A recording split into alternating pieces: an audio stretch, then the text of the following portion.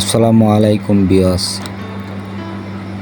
হঠাৎ করে একদিন বিকালবেলায় গেলাম ভিডিও বানানোর জন্য, আমি আর চাচা।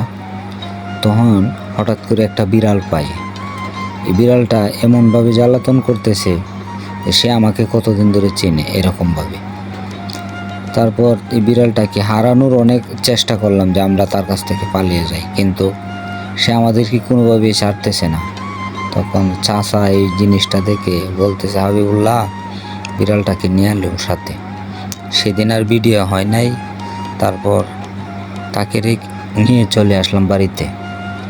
আসার পর একটা মানুষ বেইমানি করতে পারে, কিন্তু কোনোদিন একটা প্রাণী কারোর সাথে বেইমানি করে না।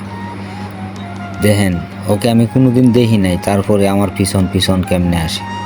ঠিক আছে, তো ভিউয়ার্স, আমি এটুকুই বলতে চাই, আপনারা আমার ভিডিওগুলোতে লাইক কমেন্ট শেয়ার দিয়ে পাশে থাকবেন। ইনশাল্লাহ আমিও আপনাদের পাশে থাকবো এবং ভালো ভালো ভিডিও আমাদের ভিডিও চলমান করতেছি, কিন্তু নিয়ে আসবো ইনশাল্লাহ।